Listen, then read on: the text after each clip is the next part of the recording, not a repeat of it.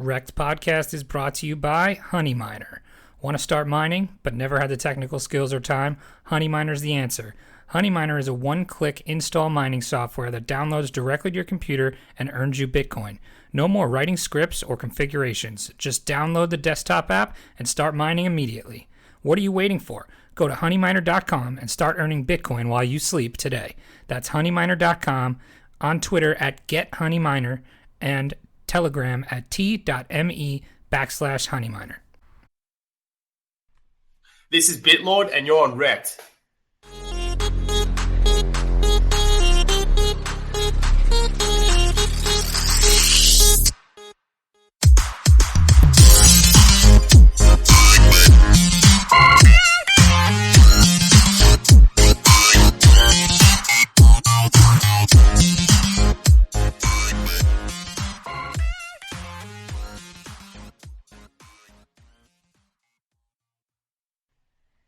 Hello and welcome to REKT Podcast. I am your host, Bunchu Betts. We have our other two hosts here, bright and early. We have a very special guest today, so we are actually recording this before 8 a.m. because our guest is on the other side of the world. Chamber, how you feeling this morning? You got that nice bright and early baritone chamber voice going on. Hello, baby. Hey, baby. Cynthia, how are you doing? I'm still feeling my drinks from last night. It's early here. It is. You actually warned us. You warned us yesterday that you might still be drunk from last night. So yeah, you know, it's true. The prophecy was fulfilled. And of course, we have our guest today. Very special guest. We're really excited to have him. Bitlord, how are you? Yeah, very good, mate. I'm glad to be on here. I've been looking forward to it. Yeah, awesome. So we appreciate it. So, obviously Bitlord is on the other side of the world from us. So it is 7:47 p.m. on his time, and we're just having our cup of coffee, which is pretty cool. I mean, that's what the internet and crypto is all about, bringing people from all over the world together. So it's pretty awesome. So let's get right into it, man. So we typically start this podcast by just having our guests kind of talk about how you got into crypto, where you started. We are, like I always say, we're REKT Podcast, so we have some people that, bought the tops and have started in December. So, sorry, Chamber. Sorry. Chamber bought the top. So, talk to us a little bit about your crypto journey, when you started and how you got to where you are today. So it all started off back in the day, mate. I mean, I think most people heard about something called like the Silk Road back then. It was just this, obviously, an online marketplace where you could buy drugs with Bitcoin, and it was like this magic internet money that people had heard about. And a concept like that seems pretty interesting to most people. So naturally, you have a look at it, and then you have a bit of a closer look at Bitcoin, and you can see that there's a lot more there. It's not just some magic internet money. There's actually a solid protocol behind that. So after I looked into it, that's when I was hooked. Soon as I got into it, I just didn't go back. It just sort of leads you down this rabbit hole, and you just want to keep on going. You want to keep on learning and discovering new things. You understand there's more cryptocurrencies out there. There's this huge world. So that's where it all begun. That's awesome. I was going to say, I just had an epiphany just now. And a lot of people got in when Silk Road was really moving and shaking. And that's, I've mentioned that I've done my fair share of drugs. You dabble. And that, that would be something that's right up my alley. And I've definitely heard of Silk Road back in the day. I knew what Bitcoin was, but I had too many friends that were drug dealers, which made it too convenient. Like, why would I go online and buy when I have all these buddies? So in retrospect, I really have to hate on my friends, because I could have been in Bitcoin much, much earlier had they not been drug dealers. Had they not been drug dealers, yeah. Man. God damn. Chamber, you need a bunch of new friends, and you need to be on the Silk Road. So, Bitlord, what year was that you jumped in? So I started getting into it 2012, but 2013 is when I stopped doing what I was doing. Actually, towards the end of 2012 is when I stopped doing what I was doing. And by 2013 is when I'd started full-time trading.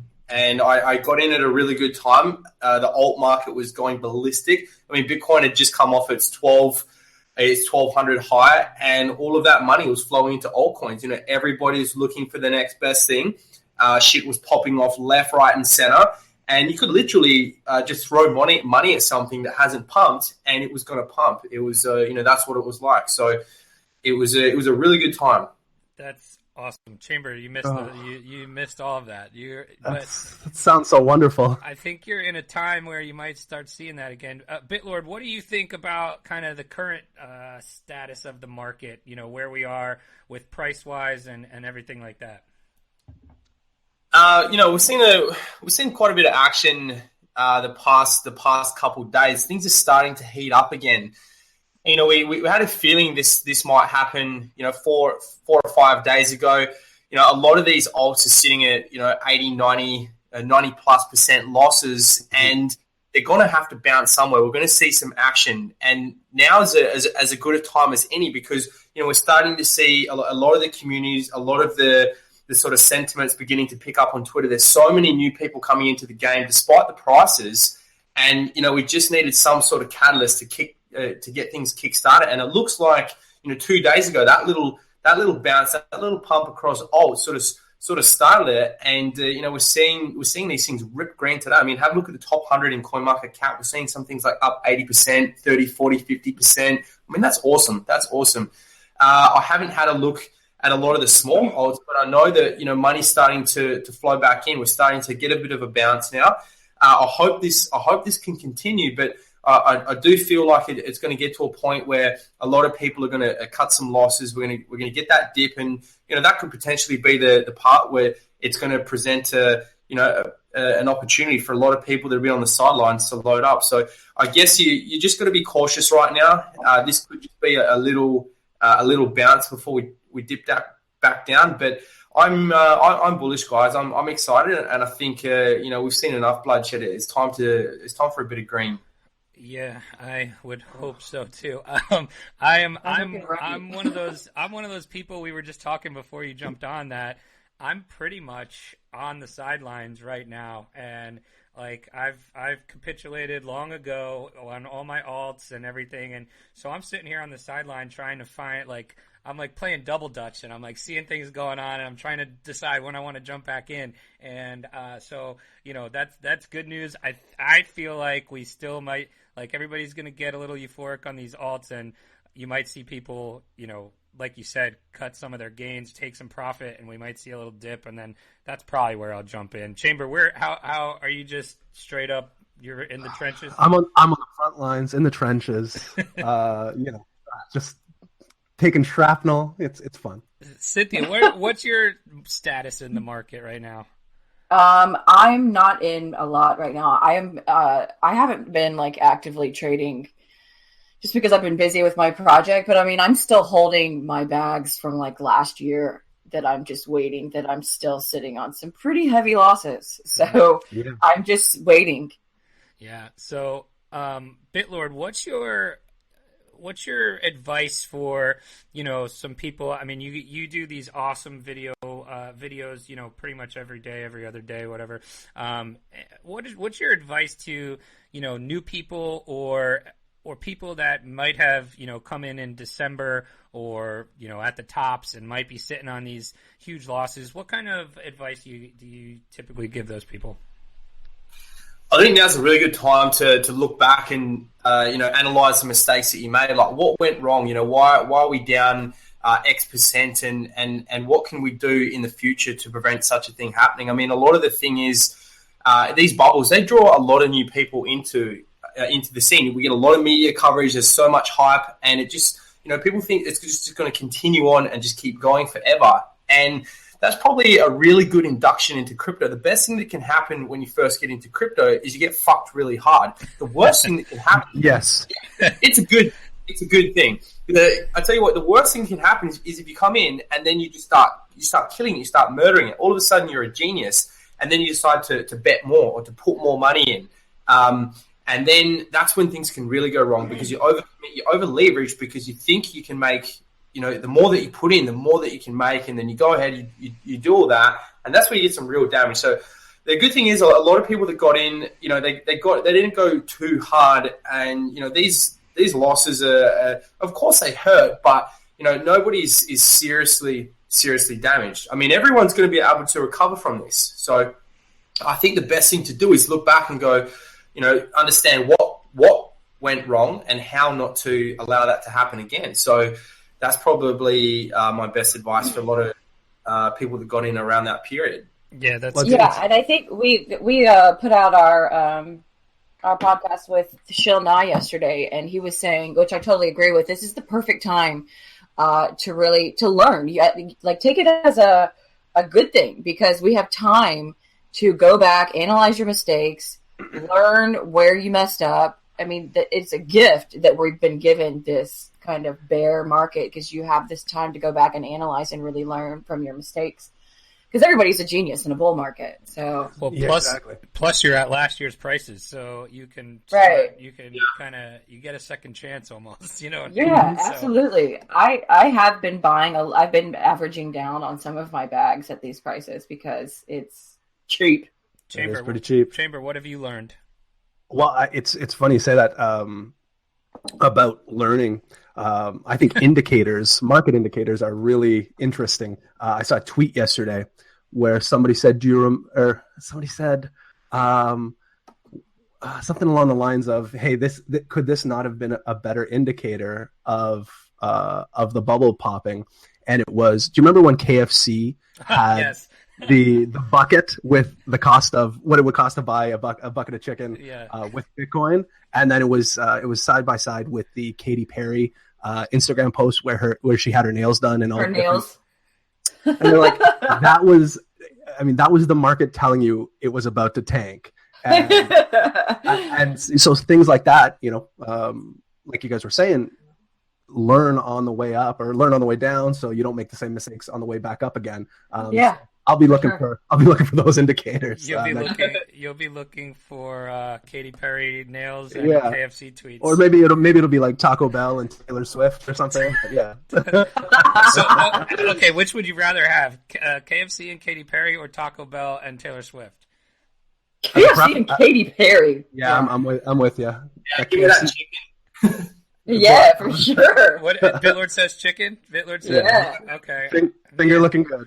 I guess I agree. I'm gonna agree, I guess. So we'll be boring. I mean, I could be okay with Taco Bell and Katy Perry, but I'm not a big Tay Tay fan. Oh, okay. No. Taco Bell and Katy Perry. Yeah, I think I'm taking Katy Perry every time, but anyway, okay, all right. I derailed the conversation. I'm a terrible host. Anyway, awesome, man. Well, thanks for sharing those stories. We are REKT Podcast, and we do try to have smart people on to advise our listeners on how to not make these same mistakes, but we also want to hear some of your biggest REKT stories since you've been in crypto. Do you have any good REKT stories to share with us? Oh, mate, I got plenty. I mean, I've been wrecked really well many times, and that was because I'm getting way too excited. I'm just I'm thinking I'm a genius. I'm thinking I'm a god because I've been doing so well, and then I start increasing and betting more up until the stage that I lose control mentally, and then the market goes the wrong way, and I get absolutely smashed. So I think one of the best stories. One of the nicest REKTs I had was, this was a couple of years ago. Fuck, how many years? I think it was like 2. I can't even remember now. But this is when Ethereum was relatively early days, and I was trading. I was doing really well, and I had an awesome. I thought it was an awesome margin position on Polo, and things started going the wrong way. But look, I knew Ethereum was going to be massive. I knew it was going to be this huge thing. And, I had this belief that, it was going to be one of the biggest coins. So as it was going down, I was adding more and more to my margin position on Poloniex. And each dip, I thought this is a chance to load up more and more. So I would just bet more and more. And then obviously the market's going against me and I'm adding to a losing position. I was away from my computer. I didn't have a stop loss in, and the market really took a hit. and I got absolutely wiped out. I got liquidated on Poloniex. The position crashed the market. There's a nice, very nice big stain from back. Oh my god! It actually seized up Poloniex, and I think this is the first time the margin engines seized up, and I lost about 70,000 ETH in that. Oh in that my liquidation. god! Oh my god! Oh my god! Holy crap! We can stop the podcast now, guys. We found it. We found the ultimate wreck story. I don't know that rivals walk-ins. Those are pretty. That's a good one. Man, 70,000 ETH. A lot of ETH. We were talking to Crypto Chris Walken a couple weeks ago. He had probably, before this story, the other biggest one, and his was, more along the lines of back when he started, he was using Bitcoin for, like currency. So he would use, he bought like video game gun skins for like 125 BTC, and so so today obviously worth a ton of money. And then he lost. If anyone didn't listen to that episode, he lost 1,000 Bitcoin in Mt. Gox. So like these are rival stories as the top ones of all time. So welcome to the podium, Bitlord. Yeah, you're in the Hall of Fame, man. But I mean, I think that is awesome for our listeners to hear, because for the same reason, it's like we talk about this market and a second chance, and like getting wrecked like that and being able to come back and be successful and knowing what you did wrong and things like that are super important. And I think that's the difference between someone like yourself and someone who, gets wrecked and never comes back. You know what I mean? So, so these stories are, they're fun to hear, but they're not just to make fun of people. It's just giving me hope. They're to learn, right? They give Chamber hope. Exactly. Every time I hear one of these wonderful stories, I just feel a little bit better. And then I say, hey, maybe one day, 2-3 years down the road, I'll be telling my story about how wrecked I got. Chamber, one day, I hope to even have even close to 70,000 ETH.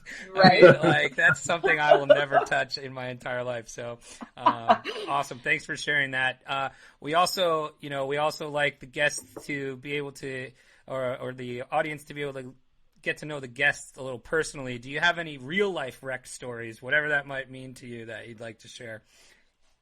Yeah, I guess I do. I mean, I don't know. I get everyone sort of has a story where they've been really low and they managed to pick themselves up. And I guess it was starting sort of around before crypto. I just got into a really bad place where I didn't know what I wanted to do. I was really unmotivated, and I got into a bit of a depression. And I didn't want to do anything. I stopped seeing friends, family. I basically cut everyone off, and I got to a stage where, I would literally just, I'd fall asleep in my bed. Well, obviously that's where you fall asleep, but I would wake up, to my laptop. I'd spend all day in bed, sometimes like just laying there, and then I'd fall asleep again. And that was my cycle. I mean, I was spending, I spent like months, I think it might've been close to a year, like seriously just in bed. Like I didn't want to go to, anything or anywhere. I didn't want to see anyone. It was just like, that was it. And I thought I was never going to get out of that. And it's, I just decided I had enough of that and I wanted to make some changes. So, I did. I started getting into fitness. I started to, see friends and family and actually like make a move and, go ahead and get off drugs. And then, it started to get a lot better. And, now, I can go out and do normal things, and I feel good again. So that was a really shitty place, and I thought at the time I was never going to get out of it. But I just decided, fuck this, like I'm done now. I want to try something else, and that was it. So that's a good example. So if anyone else gets in that position, just know that you can get out of that. It is there is light at the end of the tunnel.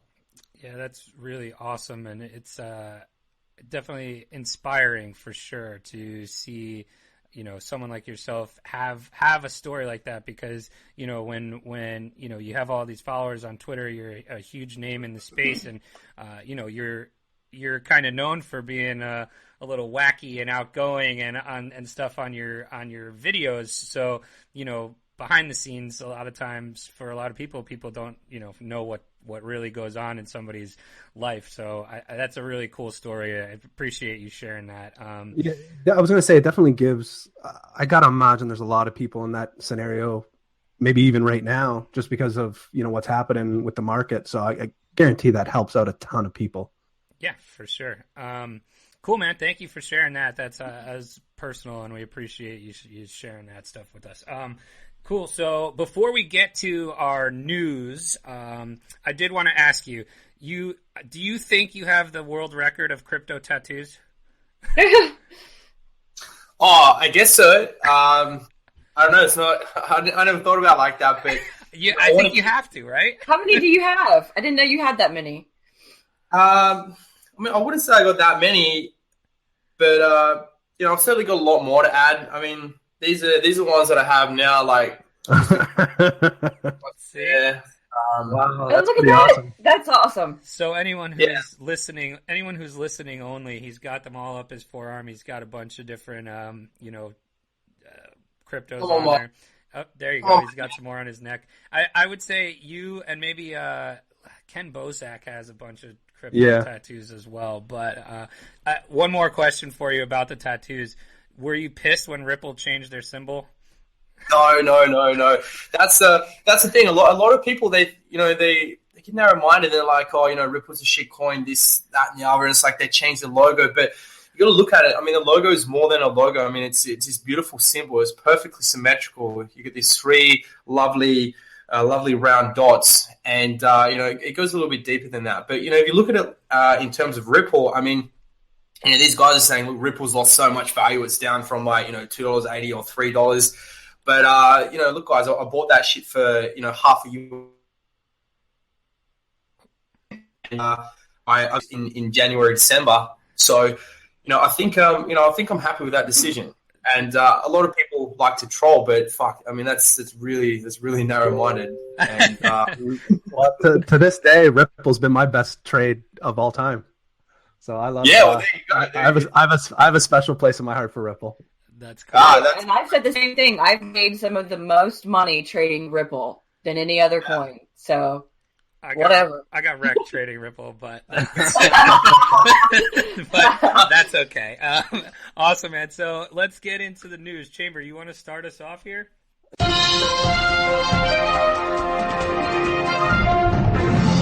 First one we were talking about a little earlier was some of these altcoin pumps. VeChain price explodes. This is off CCN News. VeChain price explodes 30% as cryptocurrency market extends recovery.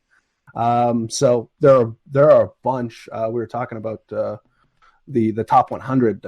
Coins like Nano and VeChain, Ontology, all up 40%. Pundix 30%.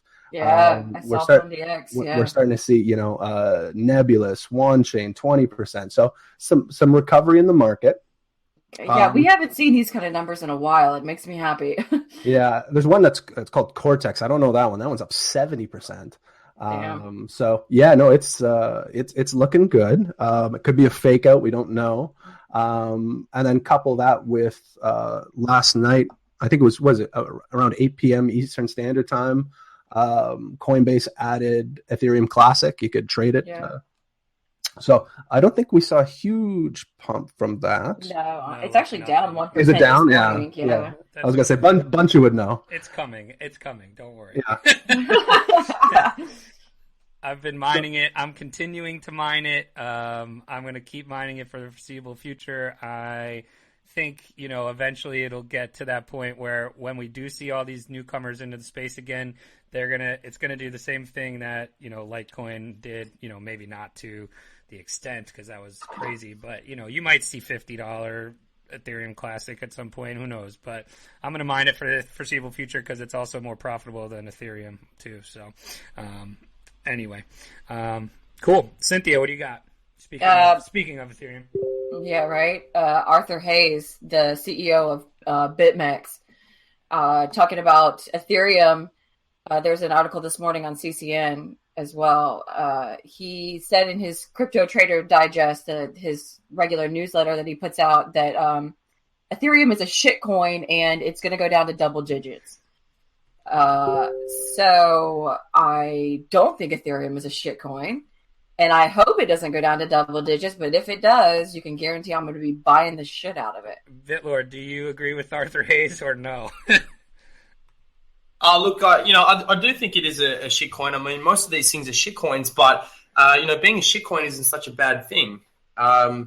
I look at Ethereum. I see that we've got all these dApps, all these applications built on top of it. But if any one of them is successful, we're going to have a huge issue with the network because it just can't scale right now. So we see these proposed Casper solutions, but where are they? We're having transaction issues on Ethereum every couple of days, every second day, and look, when this new crowd comes in and starts,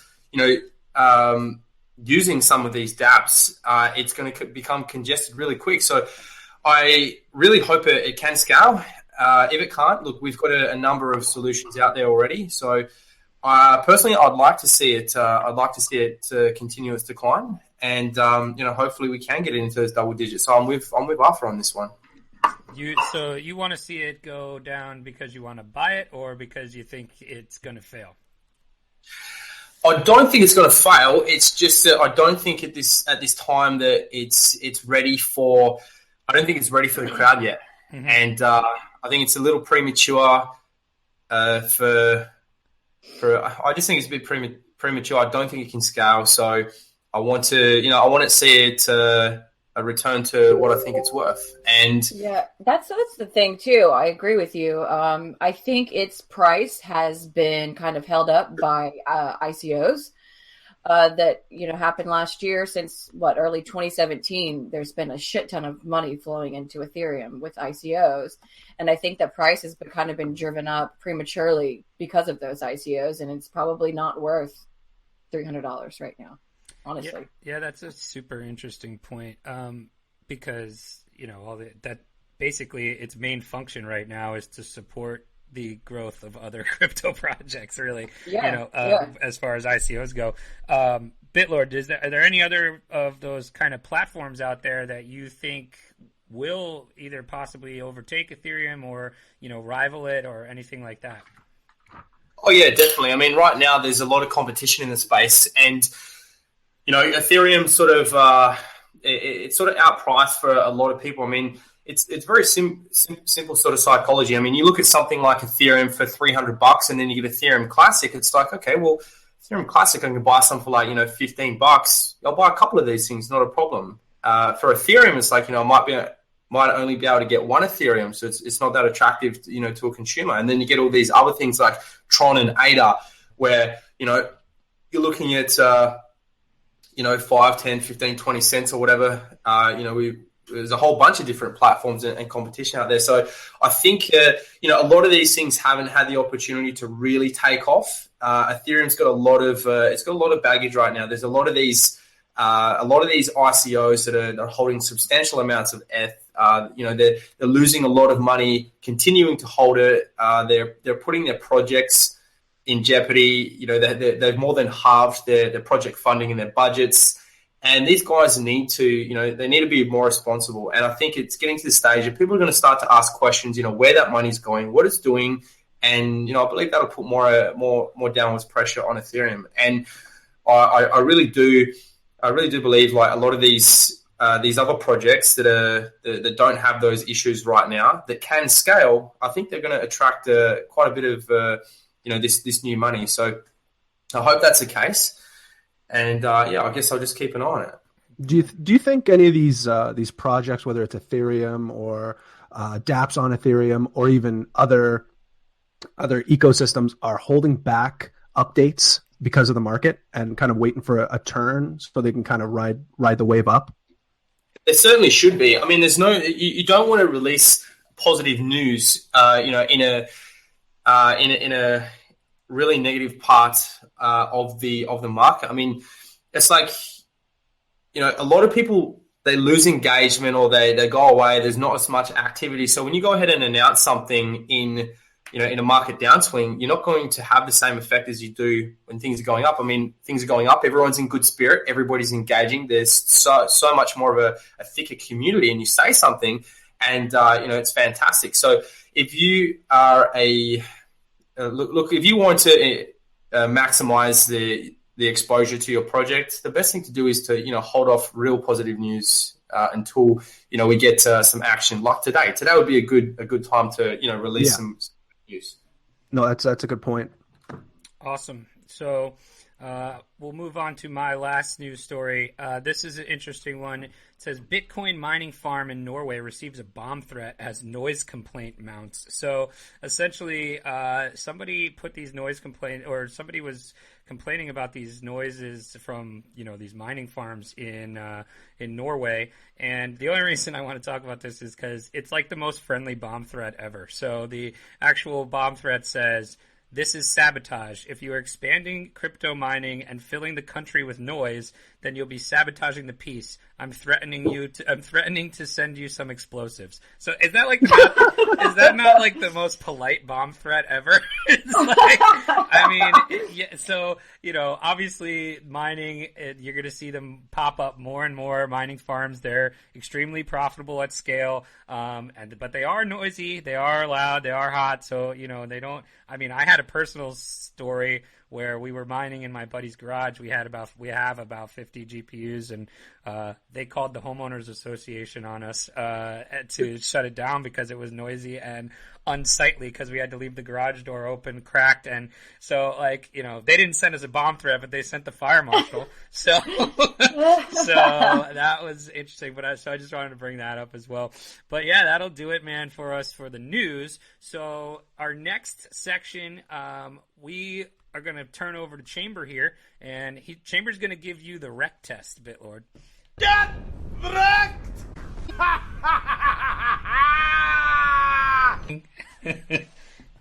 Smart move, I think.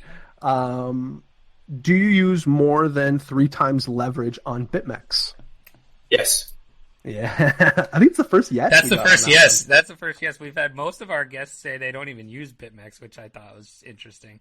But I expected a yes from Bitlord. I mean, come on. Definitely. The guy's a legend. I love it. Yes, he's a legend. All right. Question number 3. Do you currently own Verge or Tron? No.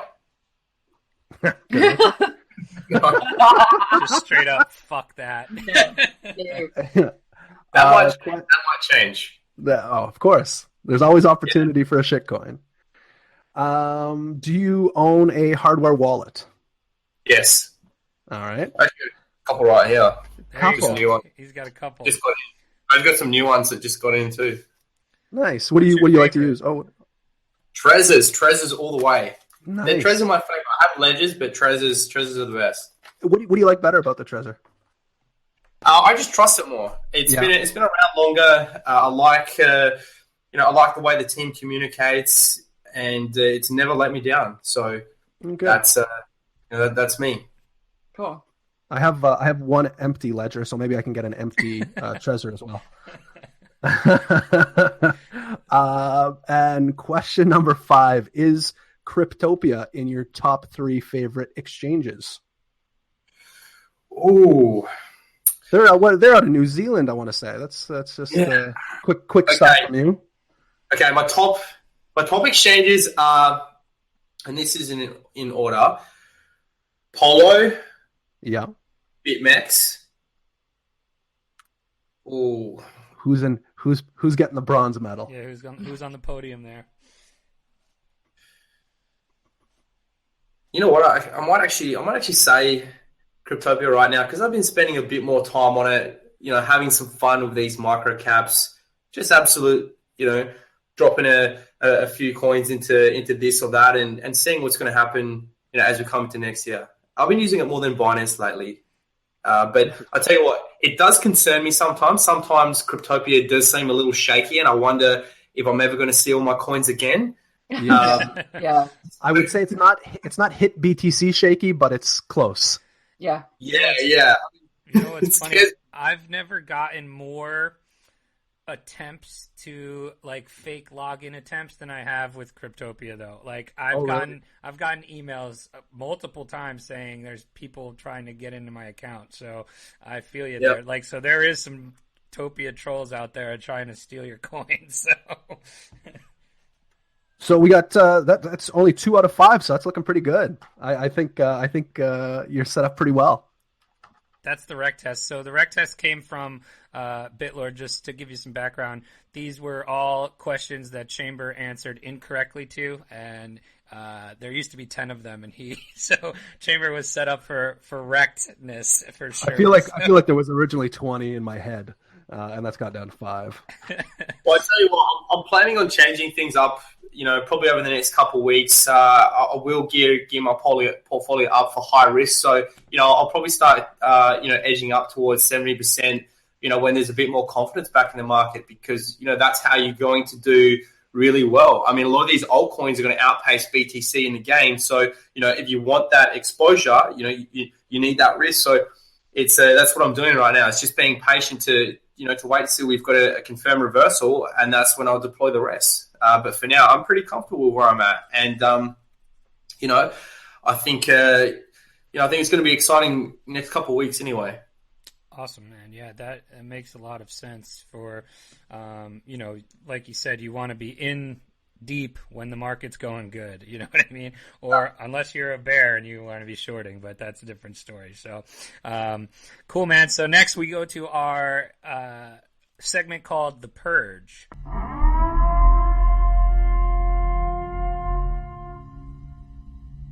So the purge is if you could get rid of one project out there with no consequences. So just like the movie, you can do anything you want for 12 hours. You can purge any project. Now the catch is you can't pick anything that's already been picked by our other guests. So the list is starting to get long. So what other guests have picked: Tron, Ripple, Ethereum, Verge, EOS, Bcash, and the Crypto Bridge Exchange. So those are things you cannot pick. Do you have something that you would purge? Mate, you took it away from me. Bitcoin Cash. I mean Bcash. Actually, someone said, what did you say they said? Bcash. Okay. Or we said the Cryptopia Exchange. No, Crypto Bridge was... Crypto Bridge Exchange, excuse me. Yeah, it was Shill 9. They said Bcash. I'm going to say BTC Cash. Is that all right? so tell us, all right, so you're going with Bcash again. That's not a 12-hour purge. That ain't a 12-hour purge. This is ongoing. I don't want to see that shit again. Tell people why you're going to purge Bcash. Okay, you have a look at the people behind this. You have a look at these fucking scammers like, Roger Ver and Craig Ryan, et cetera, et cetera. I mean, these guys... you mean Satoshi, the real Satoshi, Craig Ryan?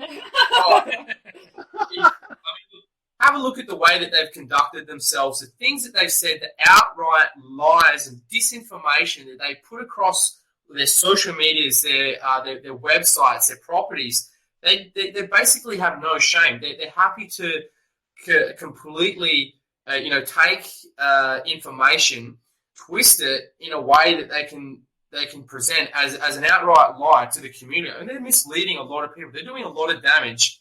You're 100%. You're 100% right. When I got into, I got in November, December of 2017, and you get on Twitter, and at Bitcoin was really, Bitcoin Cash. I think Bitcoin.com, I want to say, was Bitcoin Cash as well. So there was a lot of misinformation. I was very confused on what Bitcoin Cash was. And then you'd start watching the Roger Ver interviews and the Craig Wright interviews. I'm like, I don't think I like this. Yeah. Well, that's the thing. I mean, they've led so many people astray. And the good thing is, I mean, they just don't have it. I mean, even as someone new watching it, you can see there's something wrong here. There's just nothing right. And I think, that's a good thing that people can see that. But some people, they're just getting in and then they see it. And I guess there's a small element of people that are getting, swept up into that scheme or that scam as what it is. And, it's just sort of, it's fractured the community. They've done nothing good. They've absolutely done nothing good for the Bitcoin community. They've, in one sense, it's been a massive attack on Bitcoin. And, I look at them like, they're malicious actors. They're definitely malicious actors. So if I could purge one thing, I would purge that. And it wouldn't be for 12 hours. It would be forever. I like it. That's awesome. So I think just one thing I'll add too to that same conversation is when people were sending their Bitcoin to Bitcoin Cash or Bitcoin to Bitcoin Cash wallets because they didn't know the difference, and that's a scary thing to. Yeah, that's a good point. That's a scary thing. So awesome, man! I think that was a great Bitcoin Cash rant. So we appreciate that as well. That kind of the one thing we still have to get to is our favorite segment. We call this the REKT index. So what the REKT index is you get to tell us some projects that you're looking at, 3 different projects that you think might perform well over the next couple months, and we actually put our money where our mouth is, and we're actually going to go buy these. So we buy these as soon as so we're going to buy them today. And so you tell us a couple of coins that you're interested in, that you're in yourself, or that you think are going to perform well, and we're going to go out and buy them. And so far, Chamber, you got a little REKT index update for us? I do. Yeah, hang on one sec. I'll just pull it up right now. We are doing a little bit better than we were doing yesterday. Yes, much better. So we are up in BTC over the last 24 hours, 1.5%. We're up in ETH 2.5%, and we're up in USD 2.5% as well. Some of our best performers, Pundi X is looking really, really nice. Yeah, that was a Shunai pick. Yeah. Bit Crystals is looking good too, and so is Mothership. So we got some. Oh, and obviously VET is doing its thing up pretty big. But I think we're still down on that. We were down like 70% on that. Yeah. So now we're only down 14%. So looking good. Awesome. Not bad. So Bitlord, what do you got for us? Give us your 3 and tell us a little bit about why. Okay, well, the first, I mean, you said projects as well, right? Yep, anything you want to pick. Okay, well, the first thing that I would say would be the project I'm working on, obviously. There'd be like a shield from that. And that would be GtraderPro. But there's, we don't have a token for that.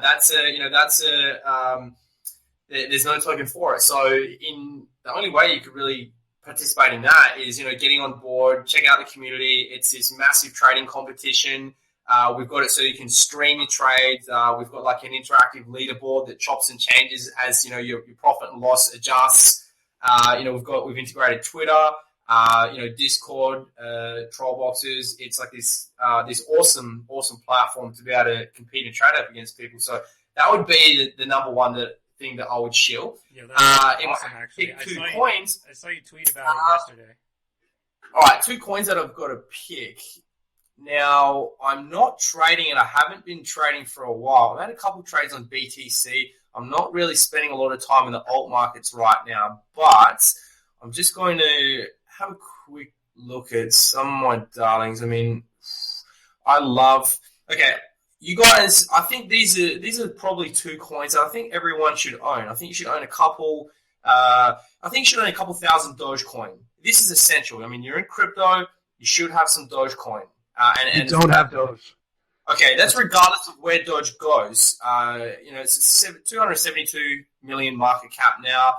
Everyone should have a couple thousand Dogecoin, and this is a good thing. It's not always about growing your investment. It's about bringing people into crypto. So when you go out, you go and meet people, you talk about crypto, and they're fascinated by it. You get them to download a Doge wallet, and you send them a couple thousand Doge. That'll really change their day, and it's a great way to be able to get people into it. That's a cool idea. Yeah, I like that. Yeah. I mean, it's good. The good thing about Dogecoin is, $100 will get you, used to get you like 100,000 Doge. So, you're walking around like 100,000 units in your wallet. You're meeting someone. You send them like a couple thousand Doge. That's really cool. The difference when you send them Bitcoin, you're sending them like 0.0001 Bitcoin. No one gives a shit about that. So there's 2 very basic, long-term established alts. So actually, we actually have some Vertcoin already, so we're going to add to that. So anytime we get doubled up, we're just going to double up our holdings on it. So we're going to be some Vertcoin whales. Very nice. So I think that that wraps it up as far as our segment goes. Basically, you got time to shill whatever you want. If you want to shill your